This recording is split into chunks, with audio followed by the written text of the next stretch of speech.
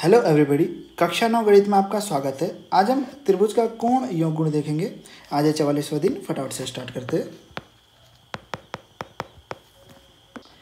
पहुँच गया, शुरू तो मैं देता।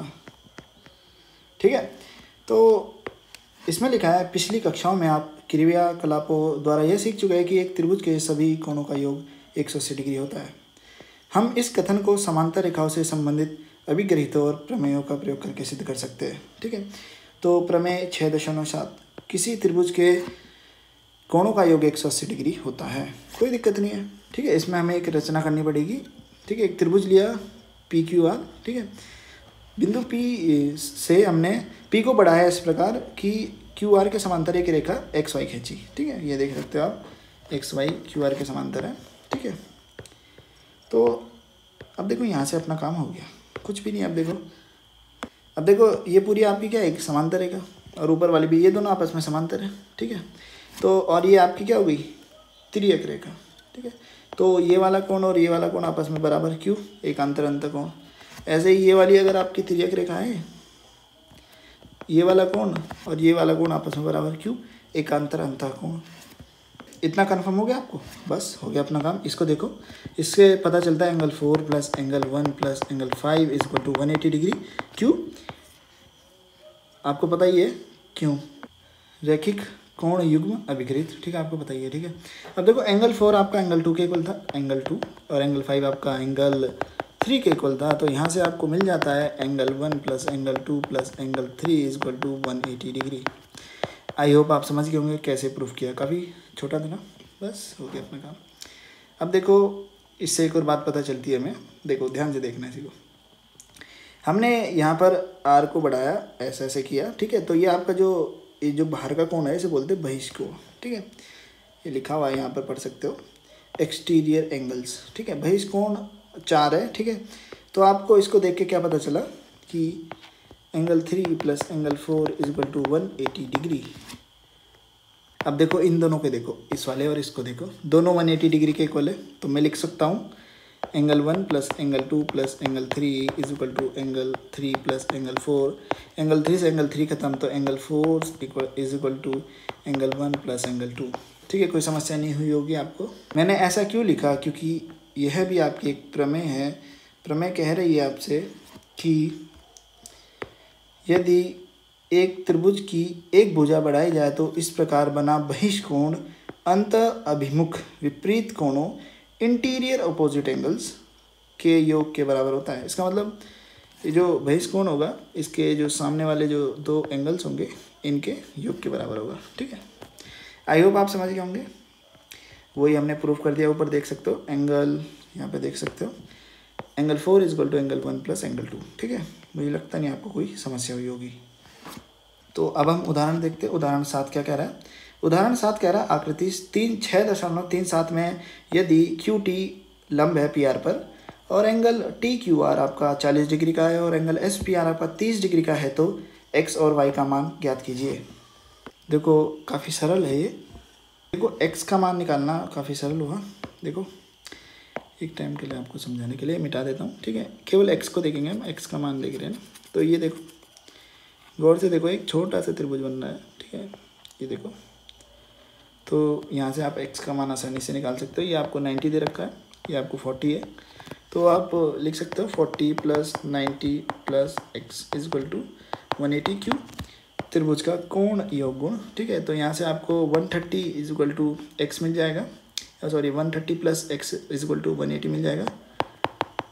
तो वही लिखा मैंने यहाँ पर, और यहाँ से X आपको 50 मिल जाएगा। ठीक है, कोई समस्या हुई नहीं हुई होगी आपको। ठीक है, तो इसे मिटाता हूँ। तो आपको X का मान मिल गया। आपको क्या मिला, X का मान 50। तो Y का मान कैसे निकलेगा, वही मिटाता हूँ मैं। देखो गौर से। ठीक है, मैं इसे मिटाना शुरू करता हूँ यहाँ से। Y का मान कैसे मिलेगा। ठीक है, ठीक है, अब देखो गौर से। तो Y जो है वो आपका क्या है, एक बहिष्कोण है, और बहिष्कोण सामने वाले दो कोणों के योग के बराबर होता है। ठीक है, X का मान हमने 50 निकाल लिया है, तो Y is equal to 30 plus 50 degree. ठीक है, तो यहाँ से आपको 80 डिग्री मिल गया। आई होप आप समझ गए होंगे कैसे हुआ ये। ठीक है, तो ये था आपका उदाहरण 7 काफ़ी सरल था। अब हम अगला देखेंगे, ठीक है। तो ये कह रहा उदाहरण 8, आकृति 6.38 में त्रिभुज ABC की भुजाओं AB और AC को क्रमशः E और D तक बढ़ाया गया। यदि एंगल ACBE और एंगल BCD के समद्विभाजक क्रमशः BO और CO बिंदु O पर मिलते हैं तो सिद्ध कीजिए इतना बड़ा, ठीक है। Angle BOC equal to 90 degree minus half angle BAC। देखो पहले इसकी आकृति को समझते हैं, ठीक है। तो इन्होंने कहा कि त्रिभुज ABC की भुजाओं AB, ये वाली भुजा AB को E तक बढ़ाएगा यहाँ तक, ठीक है। AB को इधर तक बढ़ाया, फिर इन्होंने कहा AC को D तक बढ़ाया, ठीक है जी, समझ गए इतना आपकी बात। फिर इसने कहा कि यदि एंगल CBE BO के, मतलब BO आपका ये, ठीक है, ये जो CBE, ठीक है, मतलब ये जो BO है आपका, ठीक है, ये समद्विभाजक है, ठीक है, ये दोनों आपस में इक्वल है, ऐसे ही ये दोनों इक्वल है आपस में, ठीक है। बिंदुओं पर मिलते हैं तो सिद्ध करना है आपको एंगल BOC, मतलब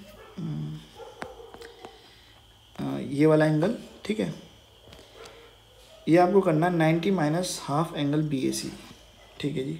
तो देखो हमें चाहिए ये वाला एंगल, ठीक है, इस वाले एंगल की बात हो रही है। तो देखो ये वाला एंगल कैसे निकलेगा, अगर हमें ये वाला एंगल मिल जाए और ये वाला मिल जाए तो अपना काम हो जाएगा, ठीक है। देखो सबसे पहले इस वाले एंगल को निकालेंगे, ये है आपका एंगल CBO, ठीक है। तो एंगल CBO देखोगे तो देखो एंगल CBO कैसे होगा, देखो यही समझा देता हूँ मैं आपको, इसको मिटाता हूँ। देखो समझ लो, बुक में सब लिखा हुआ है, ठीक है, बाकी बोल लेंगे।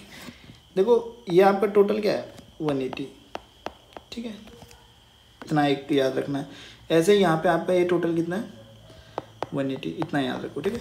अब देखो एंगल जो CBO है वो आपका हाफ एंगल CBE के हाफ है, ठीक है, यहाँ पे लिखा हुआ है हाफ एंगल CBE।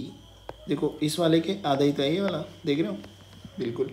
अब देखो CBE क्या है आपका, ये टोटल था आपका 180 में से y माइनस करा तो आपको CBE मिला। समझे क्या कहना चाह रहा है ये, ठीक है, मैं समझाता हूँ आपको। देखो ये वाला एंगल इस पूरे एंगल का हाफ है, क्योंकि ये क्वेश्चन में गिवन है, ठीक है। और अब देखो ये टोटल एंगल आपका 180 हो गया, ठीक है। अगर मैं 180 में से y माइनस कर दूँ तो ये वाला एंगल मिल जाता है मुझे, जो है आपका CBE, ठीक है। तो CBE की वैल्यू मिलेगी 1/2 180 माइनस y, ठीक है। तो जब 2 के अंदर भेजोगे तो ये 9 हो जाएगा, y/2 हो जाएगा, ठीक है। ऐसे ही आप उसके साथ करोगे, सामने वाले के साथ सेम होना है, सेम है क्योंकि दोनों सेम है। तो यहाँ पे y की जगह आपको z मिल जाएगा, y की जगह क्या मिल जाएगा z, ऐसे मिलेगा 90 माइनस z/2, ठीक है। ये मिलेगा आपको एंगल BCO, ठीक है, ये मिलेगा आपको।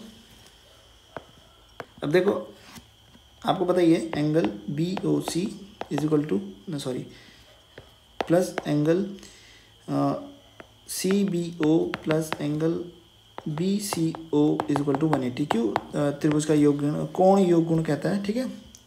त्रिभुज के कोणों का योग 180 डिग्री होता है, आप ये भी लिख सकते हो, ठीक है। अब आप इनकी वैल्यू पुट कर दो, ठीक है। ये देखो BCO की आपने ये निकाली z के फॉर्म में और a की y की फॉर्म में, ठीक है। मैं आगे ले चलता हूँ आपको, ठीक है। आपने वैल्यू पुट कर दी, इतना तो समझ गए होंगे। वैल्यू पुट करके आपको ये कुछ मिलेगा एंगल BCO, ठीक है। फिर इसको ये देखो, ये प्लस प्लस 180 हो जाएगा, 180 उधर जाके माइनस हो जाएगा, ये माइनस का जब उधर जाके प्लस, ये भी वहाँ प्लस, तो आपको कुछ ऐसा मिलेगा angle BCO is equal to z/2 plus y/2, ठीक है। प्लस हो जाएगा क्योंकि ये माइनस का है ना। और आप यहाँ से लिख सकते हो एंगल BOC, ये देखो हाफ कॉमन आ रहा है तो लिख सकते हो 1/2 z प्लस y। और ऊपर चलो, ये देखो x y और z एक त्रिभुज का है तो मतलब x plus Y plus z equal to 180। यहाँ से आप x को उधर भेजोगे तो y plus z equal to 180 minus x, ठीक है। तो आपको देख रहे हो y प्लस z मिला, तो यहाँ लिख सकते हो 180 माइनस x। तो इन्होंने भी वही लिखा, एंगल BOC 180 माइनस x लिख दिया z प्लस x की जगह।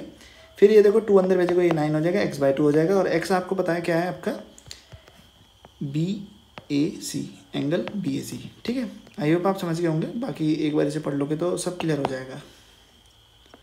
तो यही था आज की वीडियो में, ज़्यादा कुछ था नहीं आज की वीडियो में। तो अगली वीडियो में हम देखने वाले हैं प्रश्नावली 6.3। ठीक है, अगर आपको कोई डाउट हो, मुझसे कुछ पूछना हो तो टेलीग्राम पे पूछ सकते हो। वीडियो देखने धन्यवाद, मिलते हैं अगली वीडियो में।